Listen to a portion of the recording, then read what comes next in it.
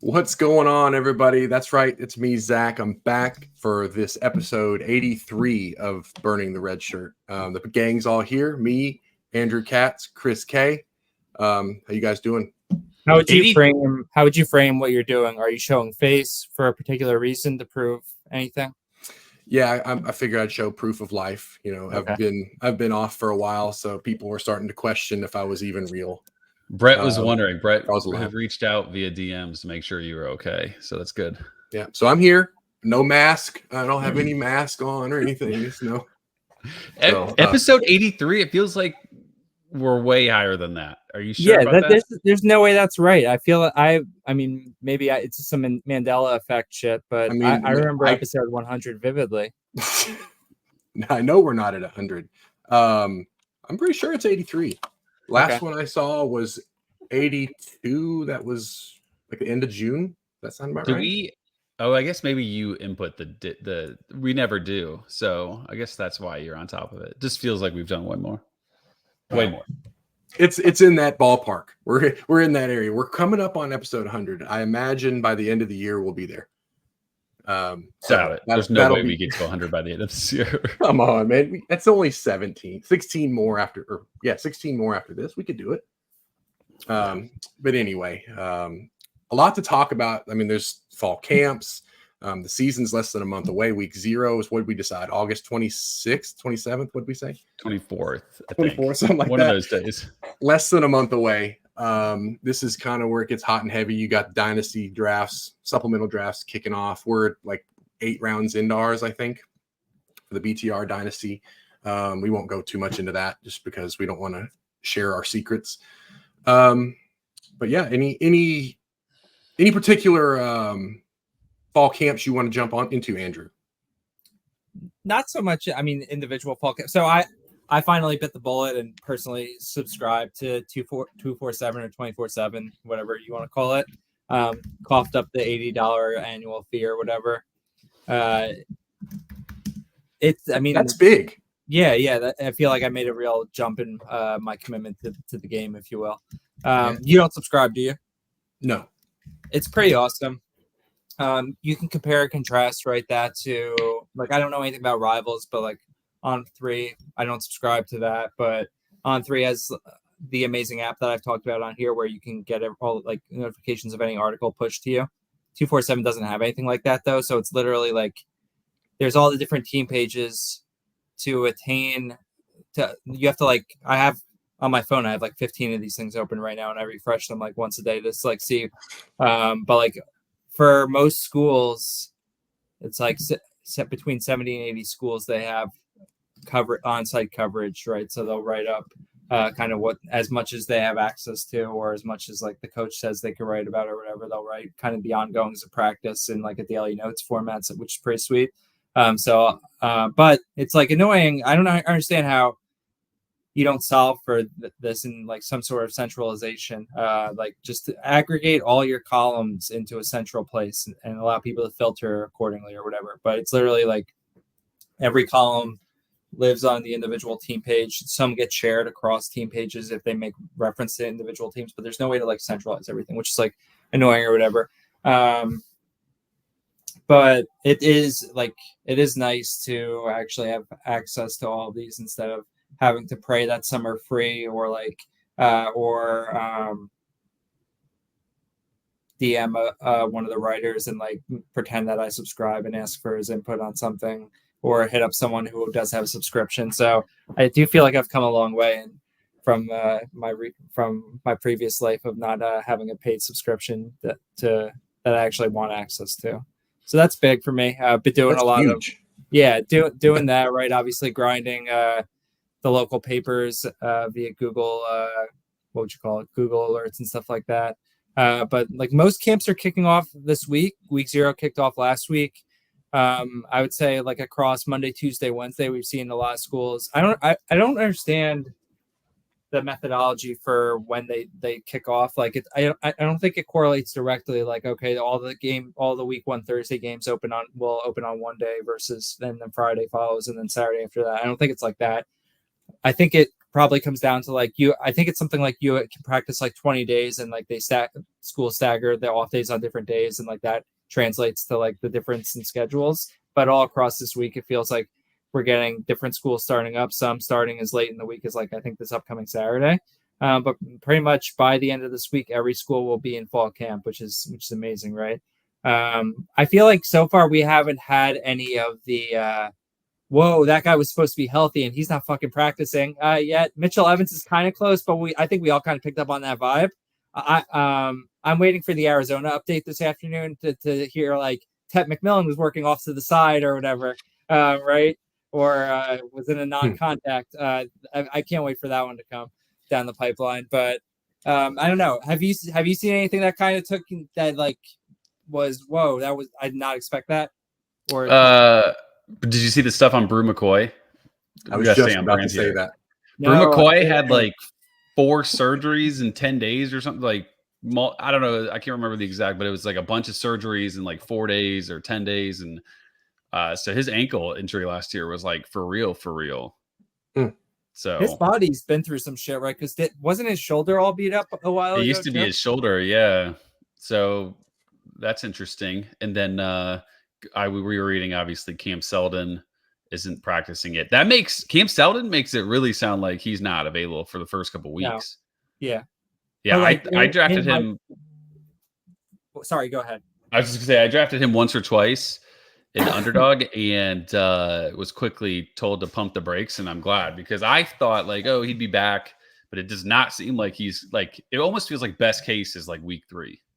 You don't think we as a community aren't at the point where we scoff at anyone who cares about anything before week 14 yet? We haven't advanced to the level of NFL bros where it's nothing other than week 17. The only thing that matters is if you stack a week 17 playoff matchup. Right. So Cam Seldon, all that matters is that he's healthy for Vanderbilt in week 14, right? Well, in some formats, probably even more than others, but yeah. Hey, speaking of you talking about Underdog, did you guys want to talk about that or how we butchered that opportunity? I can't do the drafts because I live in a state that is backwards, but I know you guys can, and I didn't know if you guys wanted to discuss it at all. Or why don't Chris? Did you see that? So all the drafts in the main tournament are fast now. Did they just flip a switch at like 80%? Do you think or something? It was like 87%, and they switched it sometime last night. Yeah, they took away all the slow drafts. I thought that was like on NFL. I thought that they did that like relative to like the lead up to week 1, but like we're so far away. I'm surprised they would flip it that early. My guess is they didn't want people just max entering and going. Oh, you know what it probably is, dude? It's probably fall camp starting up. They don't want people sitting on the clock while waiting for fall camp news. I'd like to think that's why, but that's probably not. But some of us are in 30 slow drafts and we're just chilling, waiting for that sweet injury news to come in. Yeah, you mentioned the whole injury thing.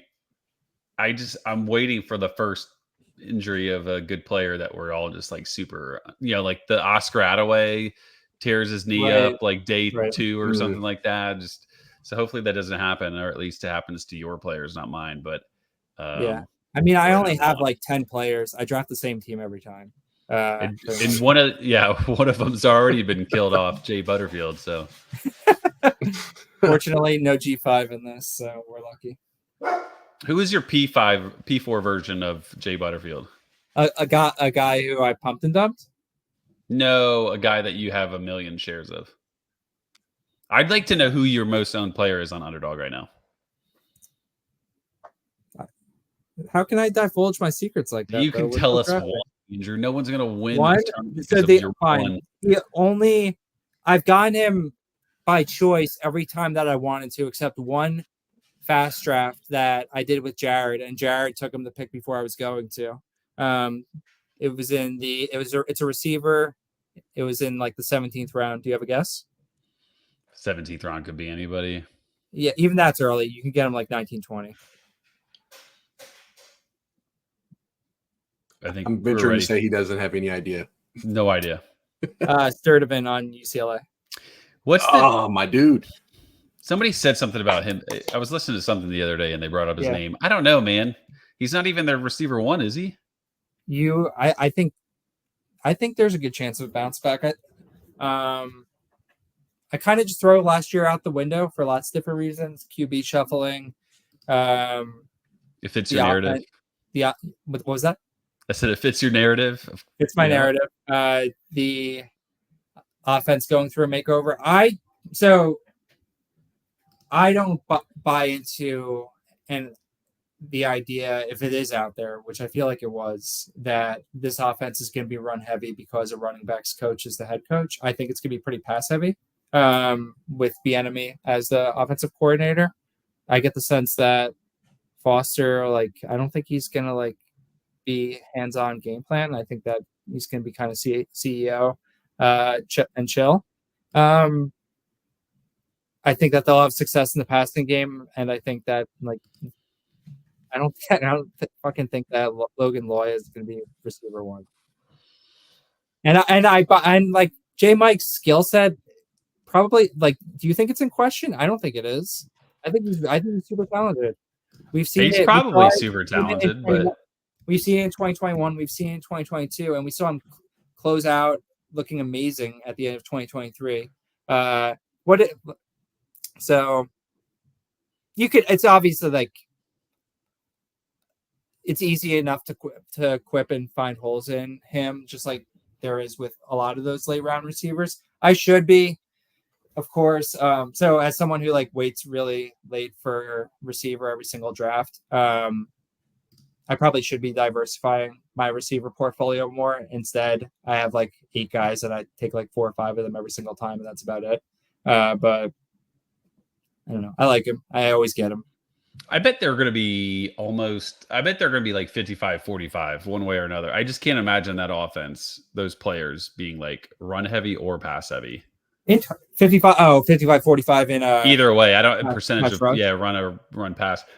They have a really interesting offense. UCLA or schedule. UCLA and USC kind of avoided all the. There was concern about it's going to be so cold in Wisconsin and Madison for USC if they play. Yeah. Both of them avoid any crazy late season cold games. Their coldest game is at Washington, which they would have played anyways. They play Iowa at home. They play USC at home, and they play Fresno State at home at the end of the month. So they avoided it pretty well. Their schedule's very interesting. At Hawaii, at LSU. We love that. It's a fun schedule. Yeah, in aggregate, from a win total perspective, people are very down on them. But I think for fantasy, do you draft Harden? I've got a little bit, but not a lot. Yeah, I never do, but I don't know. I feel like I'm just taking other players, and nothing really gravitates me toward him. Chip Kelly's not walking through that door again. Nope. All right, so you guys talked about a lot of that UCLA and Big Ten stuff. Hold on, who's one of Chris's most owned players? You don't get that knowledge. Oh, that's bullshit. No, my highest owned player is Chip Trainum. My guys are so not surprising. Jalen Knowles, my highest receiver. Mason Taylor's my highest owned tight end, and my highest owned quarterback's Josh Hoover, with Drew Aller coming in the rear.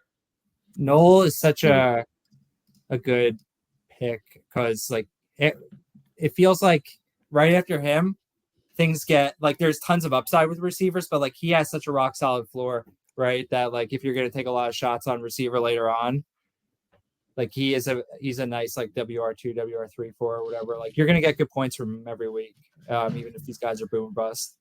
Yeah, I kind of do that with Jordan Moore's my other one that's high owned. It just feels like maybe there's some capped upside, but I get a pretty strong floor, and I'm seemingly drafting more running backs early, so I need somebody with a pulse. Totally. Josh Meredith is risky, but has the upside, so pair them together in a sense. But plus the bye weeks. You give me a unique set of bye weeks, and I'm all in. So. Zach, if you can't draft in any of the states that you live close to, or I know I've tried 4 and I can't. If you were going to draft a team with it being one quarterback, one super flex, 2 running backs, 2 receivers, a tight end. What the hell? Put me on the spot. What style? What would you initially think? I'm going to draft a quarterback early, or I'm going to draft a receiver early. I'm You curious. said super flex, right? Yeah, super flex. I mean, I could be 100% wrong on the strategy here, but like I feel like you have to get at least one really good quarterback. That's what like a lot of people are going after, like tons of quarterbacks early. Like there's I like don't know 10 if I out of would 24 picks or quarterbacks type stuff. I would probably lean that strategy only because you can play 2. And if you get 2 40-pointers every week, that's going to be tough to beat.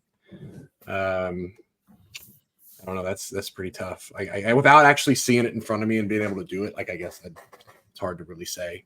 But you know me. If one of my guys is there for the taking, even if I don't really need him at that point, I'm probably going to take him anyway. That is my Achilles heel when it comes to drafting. Like there's a guy that I want. He's probably like a 15th round guy, but it's the 10th round, and now I'm starting to worry if somebody will take him before I do. Who would be your guy right now? Like if you were to do a draft right now, who would you flag plant? Oh my God. See now. Why don't we come back? Maybe you think about it. We come back to it. Yeah. Well, there's guys like it just depends on what you're talking about. Like got my flag plant guy, like that's a 15th round guy, or a flag plant like he's my first pick every time if he's there kind of guy. I seek more for value than immediate guy at the top. All right. Well, give me some time and we'll get back to that. Did we fall camp stuff? Sam Levitt, QB1, Arizona State. I've been right up. Sims just pumping up. Is he just kind of like working his way up the depth chart? He's got to earn it, or what? Is it Levitt right now? Yeah. Sims was working with the 2s in the team tempo, and then Levitt had an 11-yard rush touchdown. So they didn't think that they didn't let Jeff Sims run that one in. They couldn't let him have it.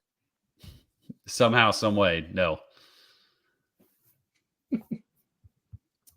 It's early in fall camp, right? I mean, right now you've got you've got a lot of the mythical camp battles. Which one's your favorite of the made up ones right now? Of them, I don't know. There's so many of them out there. Probably. I have a good one. Okay. TVD against the account. Yeah, I saw that. That was pretty good. Yeah. I thought that was pretty good. There are some Braden Locke, I think, is the guy. Yeah, there are some that I buy into, maybe not as in the sense of like, okay, I wouldn't bet on the underdog to start game 1, but I think that like we always feel like a lot of times we assume, or I do, that the outcome of the camp battle means that the winner is going to have all this leeway. But then by the third quarter of week 1, when they're down 2 scores, that guy might get the hook, right? And I think that there are some instances like that we could be looking at UNC and Wake. UNC, right, with Connor Harrell, Max Johnson, Jacoby Criswell, if you want to include him. That's the one I was just about to throw in there. What was that? That's what I was going to ask you guys about, UNC. Yeah, I've started listening to a pod, a 247 pod. I think it's on like Spotify and like platforms, but I've been getting it just through the page.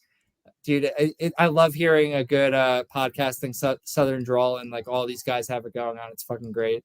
They make it sound like it's very much a battle. Probably Max and Harrell are ahead. Like it seems like everyone kind of thinks Max takes the first snap at the start of the season, but no one really thinks that it's like it can be straightforward once the games get going. Like there's probably going to be some like, oh, it's this guy, then this guy type deal back and forth. Like the more I read up on Connor Harrell, I think that dude like is awesome. I would like to see him get a real chance. And from a fantasy perspective, I think he's super interesting. Did you know? So he started the bowl game against West Virginia, right? After May declared for the draft. The final score 30-10, I believe, and his final numbers kind of look whatever. But he was 17 of 20 throwing the ball before he rolled his ankle, and then went 1 for 7 after that, and the game kind of came undone.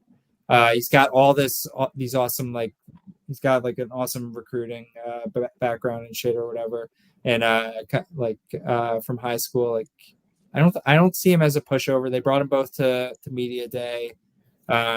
You have to imagine, though, they probably, like, it's fucking Mac Brown, right? They probably go with Max Johnson for the first snap, but like at Minnesota, what happens after Max Johnson sees ghosts for a couple of drives, right? And Darius Taylor's up to 120 yards, and they're getting the ball for the 4th time with 6 minutes left in the 3rd quarter. Does does Minnesota really give you ghosts though? Like, is that really like a defense that we consider to be that type? I just assume that, like, you're not getting the ball. An atrocious Big Ten team. You have a pretty good defense, but is that a mistake? I mean, I think they're pretty good, but I think Zach's point is probably more just as valuable. The line is very much a concern at UNC. Have you drafted Omarion at all in Underdog? Barely. True. I have 0.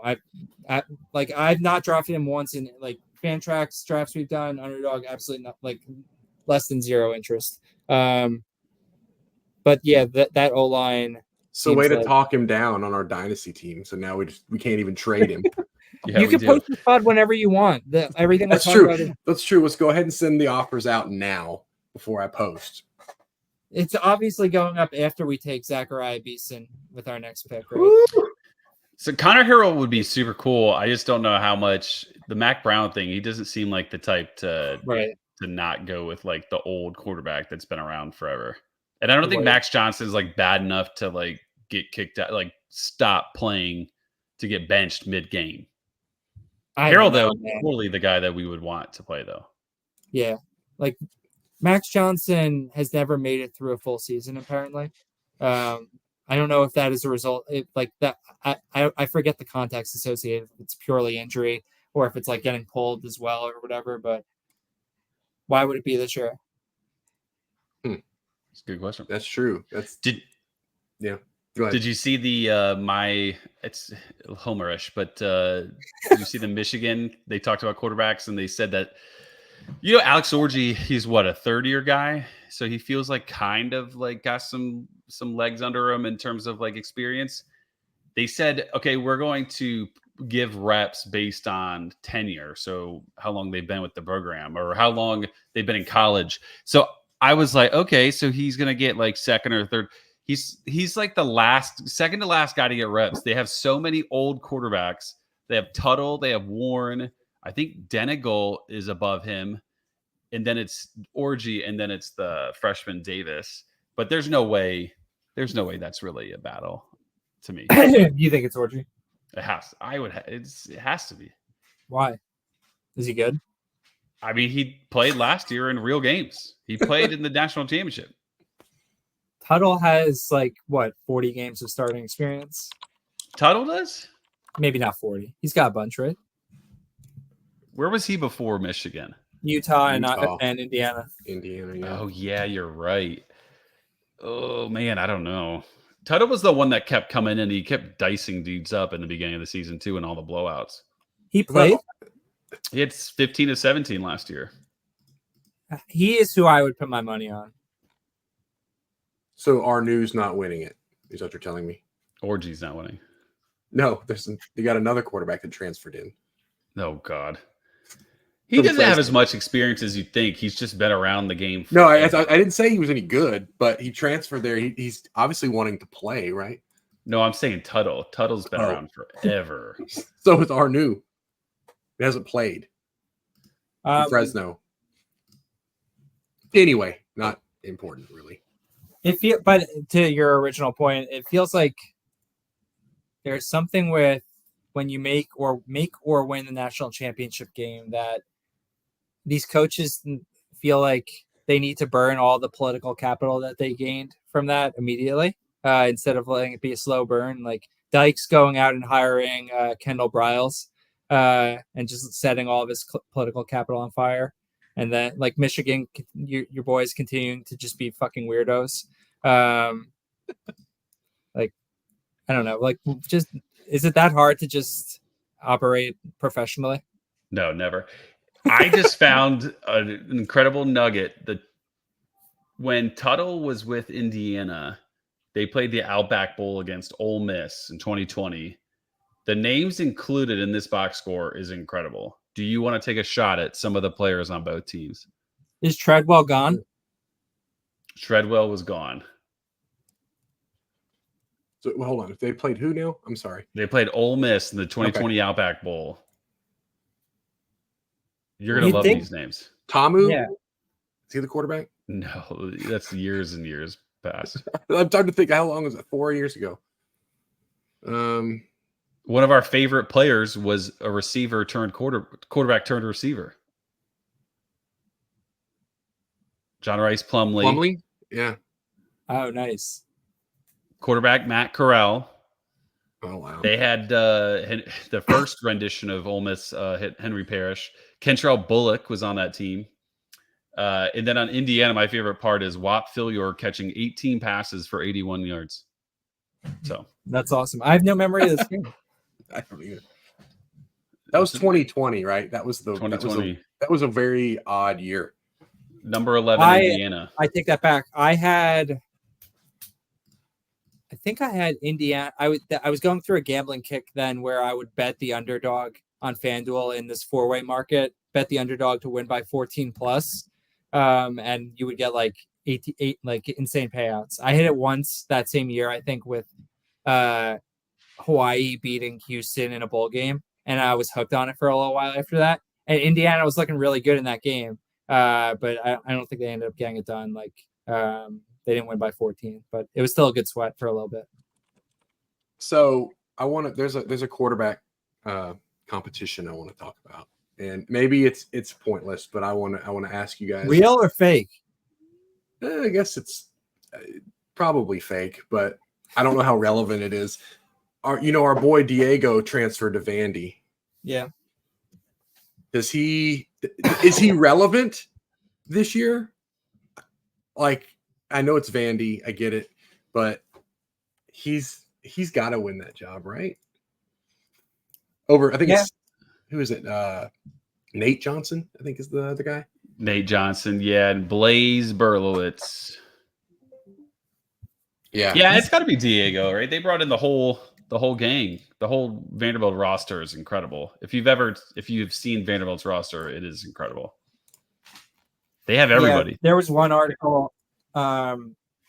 They're like local beat writer. I think Aria Glasson's her name or something like that. She wrote up that like about the QB competition. Basically, Nate was there in the spring, but like kind of didn't look great or whatever. And yeah, it seems like it's just gonna be Diego. That's what I'm talking about. That's what I like to hear. So you don't listen to Cover 3 much, do you? Not much. No. All right. So I only started listening to them a couple of years ago. But before that, one of the guys who used to be on it, like one of the co-hosts or whatever, he's now the general manager of Vanderbilt.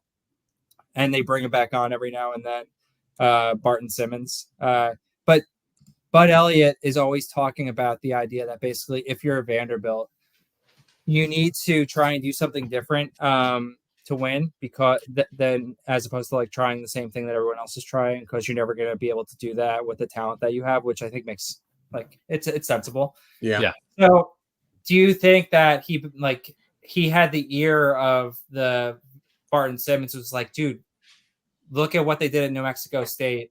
Go out and get all those guys and that system, bring them in here and do the same thing at Vanderbilt. Like, that's your only path to winning. It seems too coincidental to happen otherwise. Like, they were always like rah New Mexico State on that podcast with good reason. It was a good story, right? It was fun to watch them win 10 games last year. I don't know if this is the way to like there's different, and then there's like, yeah, this is different, but it's not going to work. Like, that's where I kind of bucket this in too. Like, I don't know. It just doesn't seem like it's kind of like a watered down version of bringing Leach to Mississippi State. Like, it's the air raid in the SEC. Like, we don't know if it's going to work, but it's going to be different. It might work for a little while, might be exciting, but when they figure us out, maybe it won't work so much. I don't know. Maybe. Yeah, maybe. what's Vandy got to lose in the sense of being different, right? Like if they can steal a couple wins just by being different, it's worth it, right? Yeah, it could be fun. I think they do have to do something different, but I don't, really, what are your options? There's not really like that much that besides like doing triple option or something, right? Like Georgia Tech line up in the flex bone. I don't really know what Vandy could do besides just maybe rotate coaching hires and just abuse the portal. But you would think a school with academics like Vandy couldn't do that. Yeah. Like how do this many guys from New Mexico State qualify for Vandy?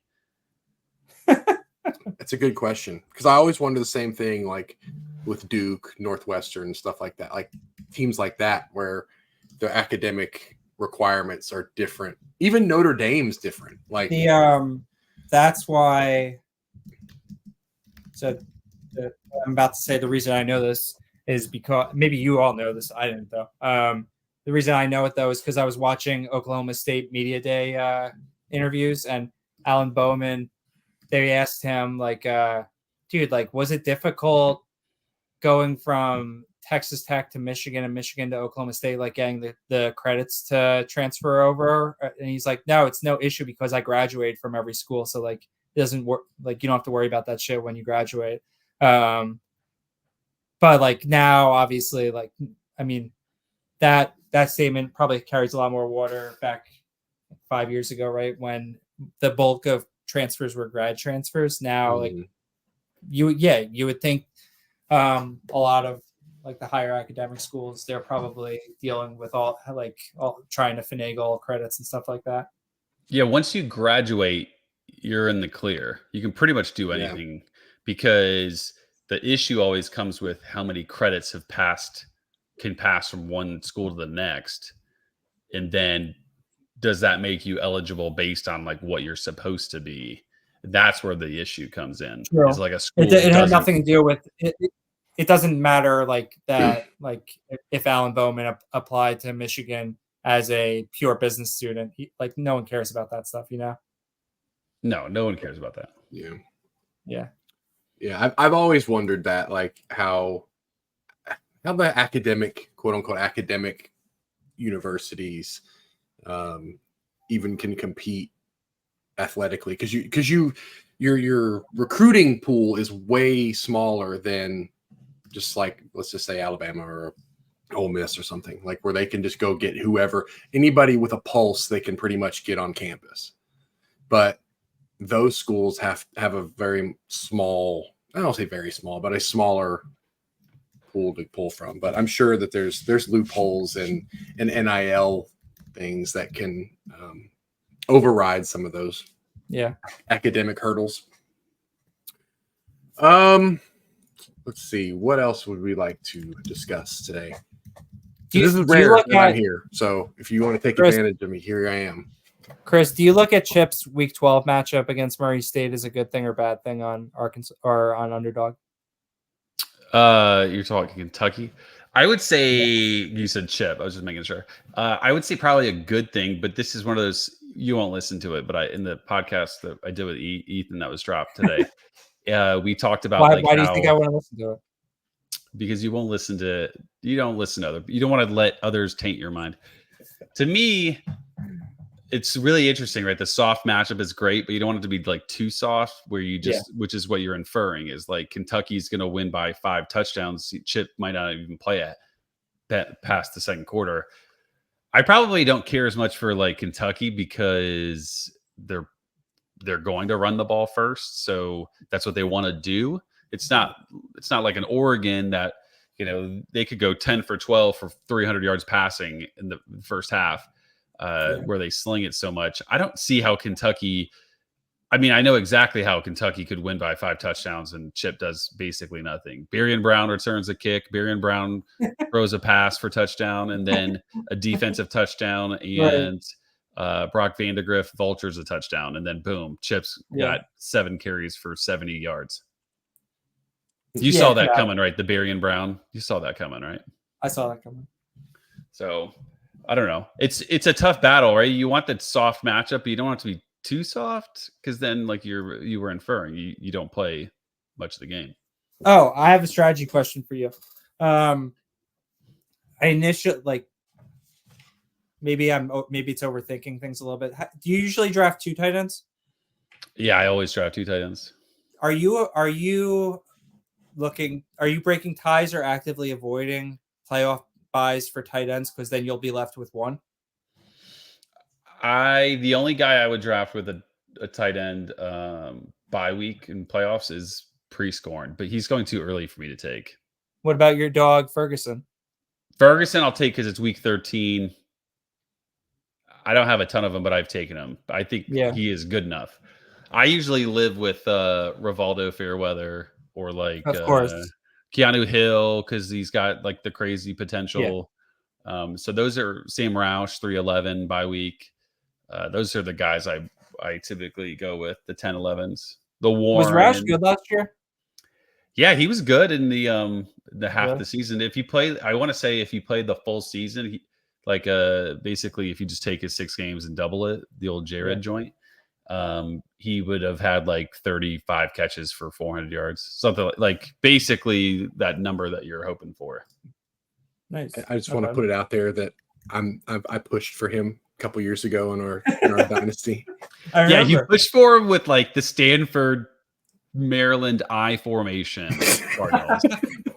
You just lucked into the fact that he like maybe is relevant in this new a Stanford tight end. The odds were in my favor, I think, to be an average player at the very least, right? Yeah. I came across this again. I haven't been diving into it as much as you guys have been. I've been kind of playing catch up and everything, but like as we do our dynasty draft and everything, like I've looked at when I look at players and I see, they got 3 bye weeks. That gets a pretty big turnoff, right? Like especially when one of them's like week 13, when you're gonna probably need the guy. Week 12, week 13. So yeah. I've got 5 teams that have 3 buys. In case you didn't know who they were already, would you like to guess? You know them all, right, Chris? Yeah, Hawaii. I mean, it's everybody that plays week 0. So Hawaii, right. New Mexico, Nevada, Florida State, Georgia Tech, Florida State, Georgia Tech. Yeah. There you go. Nice. And how about Army? Does Army? Yeah. Oh, they have the reverse. They have the reverse. They play a week 15. They play the week. Yeah, exactly. Does Navy as well? I didn't see Navy as one. They very well could. You would think. It's very possible. Give me a second. Yes, they do. They do. Week 13, week 3, week 7, week 13. I must have skipped over them. But yeah.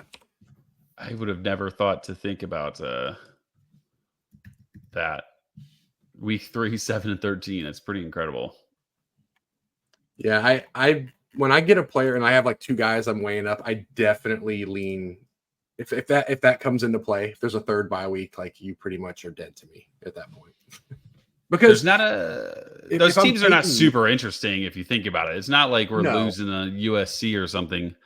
But Georgia if you're Tech drafting has already been in the 15th round and you've got a guy that you're looking at, like, why would I want somebody? I want this guy to contribute. So why would I want to handcuff myself with him taking or having a 3rd bye week, especially probably in the playoffs, either the semifinal or a final, right? That wouldn't even. I mean, it just depends on who it is, I guess. But anyway, is there anything you guys wanted to talk about? Should we do maybe our first and only schedule breakdown? Ooh, I do like that. Could we convince Katz to do one? Who do you want to do? The win total thing that we've done in the past? Is that what you're talking about? Yeah. We'll let you pick it. Yeah, we'll let you pick who me or him? No, not you. You have not earned anything, Zach. I haven't earned anything. I'm just here. I'll pick. It's a team that I'm considering betting a win total on, so this could be a hopefully profitable exercise. Don't tell us you in or out of it. Do not tell us the win total until after, so we can unbiased tell you. By the way, remember last year when I said that Hawaii would lose every single game? Didn't they lose almost every single game? They went 5-7. Oh, did they? Oh, 5-8. 5-8. Yeah, close enough. You were close, Chris. I got more than half right. Yeah. Right. Who we got? Who's the team? Oregon State. Oh, All right, hold on. What are they? Pac-12. Okay, hold on. Well, they're kind of Mountain West Conference. Well, I know, but like, according to this site, they're considered Pac-12. Pac-2. Right. I don't know if you guys can see that or not. You can, yeah. Open it up with Idaho State. Is it at the Kitty? It's not, unfortunately. No, that would be Idaho. That's not Idaho, Idaho yeah. State. Oh, okay. Okay, so a win. I'd say win. Right? Yeah. How effective do we think San Diego State is in week 2? Probably not what we want them to be, right? They're at San Diego State, if that makes a big difference. It's at 10:30. That's nice. That's a solid way to start the nightcap, right? You'll be knocking out by then. I'll just be starting to rev the motor, Chris. A few drinks in, things are getting fuzzy.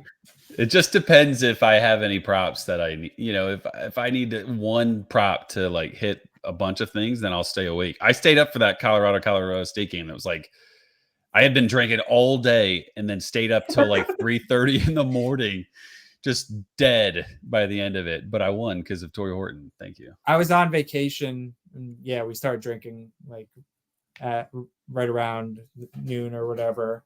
But yeah, I think I didn't make it very far into that game. I think I was out a little before halftime. So just so we're clear, your guy Goldbranson's not starting, right? So I'm listening to. Do you listen to Early Read? No, we don't listen to pretty much anything, Andrew. So I listen to it. I'm somewhat offended that he's never asked me to be on. Reed Wallach, right? He does the Early Read podcast. He said like very much a gambling hardo. Committed to trying to beat spreads, which is like what's such a difficult proposition. I don't know. Like I know people are smart enough and good enough to do it, but like it seems really tough. But so a lot of his podcasts focus around spread betting, but he's doing conference previews right now, and he's had like so many of our friends on from the college fantasy space. He had VP Volume Pigs on for Mountain West, and I'm almost done with it. They talked through Oregon State, and VP made it sound like you read that it's going to be McCoy. It seems like it's a foregone conclusion based on beat reporting. I have a tough time believing that, right? Like the team believes in Ben Goldbranson. We all believe in Ben Goldbranson. We all know that he should be QB1. Maybe it's a sooner or later type thing. But the way based on the source reporting to date, it doesn't sound like the good Dr. Ben isn't going to be QB1 to start the year. Mm. And McCoy came from Idaho, not Idaho. I was about to ask. I couldn't remember which one it was. Yeah, that's for the Kibby Dome is. So he's played Kibby games. That's cool. Yeah, he's got that on his side. Yeah. As a matter of fact, he's probably played against Idaho State multiple times. He's a C2C favorite. Felix loves him. Felix loves Giovanni McCoy. But do you get in the weed? I'm indifferent. I'm not saying I'm for or against Giovanni McCoy. The problem with Oregon State is we know absolutely nothing about them. The players that are on that team are players that have basically not played. Oh, and you're going to be so upset with who just got taken in this Mountain West draft, by the way. Is it the guy that we want? The next guy that we wanted. What the fuck, dude? I thought that's fucking annoying. I thought that's pushing it to take Tylen Hines 808 is pushing it. But anyways, back to the topic at hand. This is why we don't do schedule breakdowns anymore.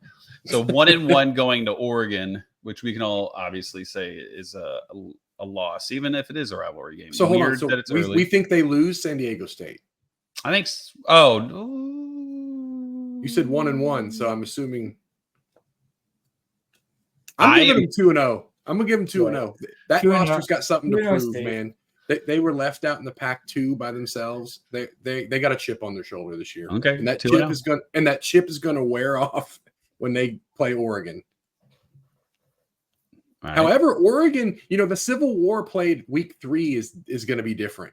So different. Sucks, man. Yeah. So now, but who does Oregon play on each side of that game? Not that it's going to play a huge role, but okay. Oregon's got a weird schedule. So they come off the loss against Boise the week before, and then so they're going to be looking for revenge at Oregon State. You just teed yourself up for that. Like you knew exactly who played them It was before nicely that. done. But they have a bye the following week, so I would say Oregon wins that game, right? Yeah, It's probably a 20-point spread. Right. So they're 2-1. We agreeing with that? 2-1. Yeah. Yep. Okay. We go to week 4. Purdue On the CW. Yeah. Yep. On the CW. At home in Corvallis. I think they could get that one too. Yeah, that's a coin flip for sure, though. I think if that were at Purdue, I would probably. I think it's just because they're at home. I'm going to go with Oregon State. It's fine. So 3-1 going into the bye, and they come out against Colorado State. Again on the CW. As a matter of fact, half of their games look like they're on the CW. Oh my god!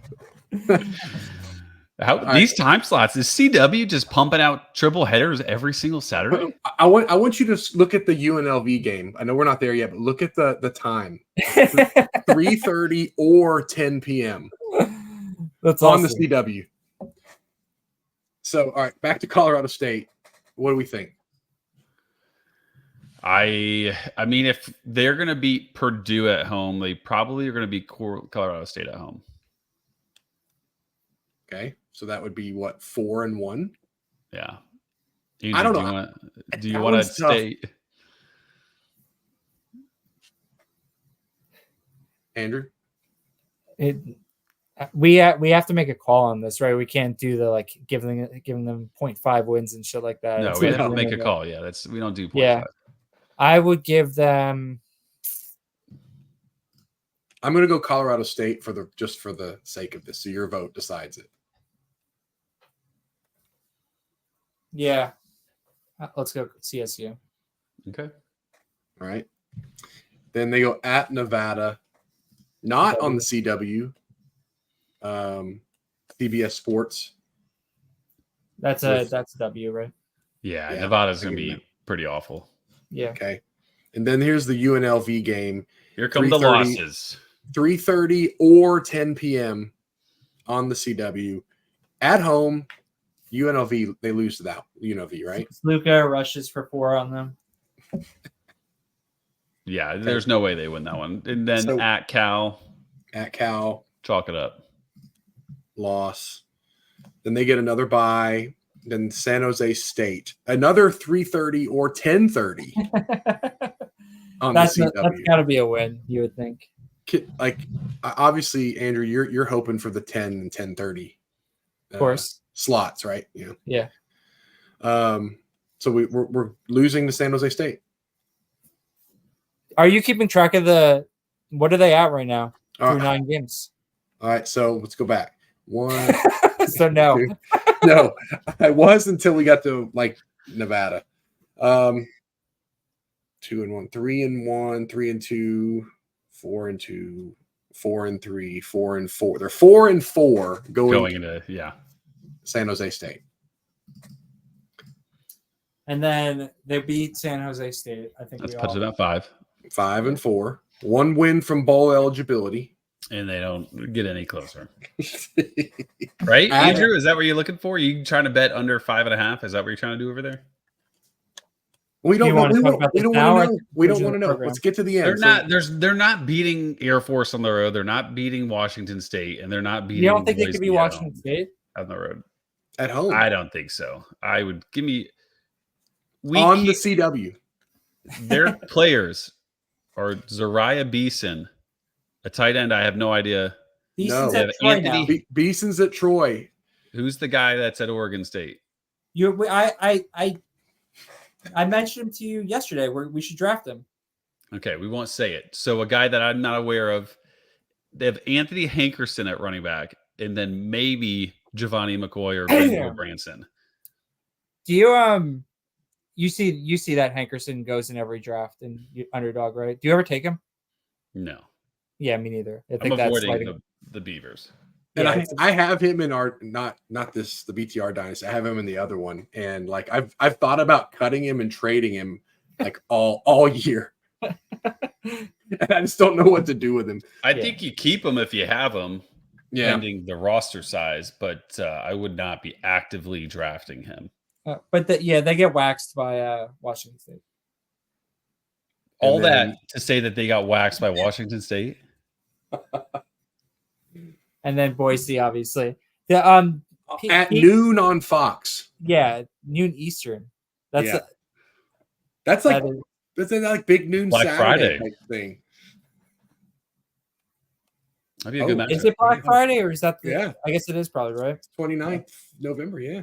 Yeah, it has to be. Nice. So there we go. Saturday, so they're going 5 wins. 5 and 7. So we have 5 and 7, and how many of the losses do you think you would be like? The CSU was probably the closest to a win. Yeah, I would say that. Yeah, probably. I feel pretty strongly on 5 and 7. Like I think there's more teams that we've given them wins for that could be losses than the other way around. Right. So they're they can easily be 3 This is why I asked. I their win total is 7.5. Ooh, what? Yeah, dude. I'm gonna bet it today. I mean, the only ones that I could see that we would possibly consider flipping would be Colorado State and maybe Washington State. But so to lose that bet, they have to beat one of Boise, Air Force, Oregon, or Cal or Purdue or Washington State. But I guess in the grand scheme, Purdue, Cal, Colorado State are all coin flips. We don't think Cal's that good, do we? No. So, like, those 3 games can go either way. I need to be back in Kentucky so I can bet the under with you. Yeah, I'm so 5 and 7. We feel good on 5 and 7. Like, that even gives you some wiggle room. Right. Like, taking the under 7.5 seems very good. And Andrew, one of your favorite things, I heard you mention this on that one random podcast you did. If they are at 7 wins going into the Boise game, they will be big underdogs. Is that a smart way of thinking about it, or am I just being an idiot?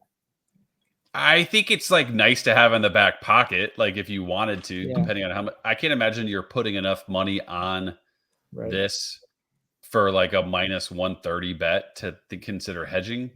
Right. But if you were to put a lot of money on it, you could, because but you're not doing that.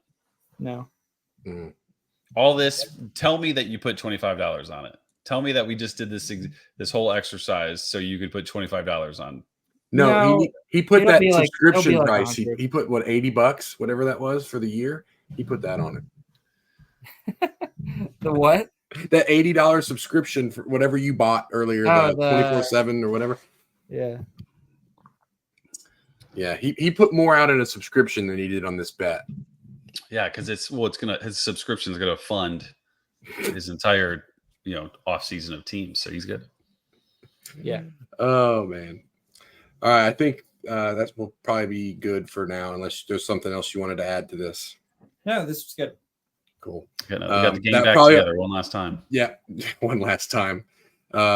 No, I would definitely like to, but you guys like to do these midweek pods. I just happened to be off today, and I figured I had no excuse not to. So, but yeah, I would definitely like to be on whenever episode 100 is. So next year, whenever that is. 17 weeks. No, I would definitely, if we can do some later in the evening pods or potentially on a weekend or whatever for free, I would be way more available on those than I would be this time regularly. Word. But that's all we've got for today. These two will probably be back in the next week or so. The next 2 weeks. I'll put that pressure on. Thank you. Within the next 2 weeks, these two will be back on. And it's nice to be back on talking with you guys, and see you guys around soon. Later.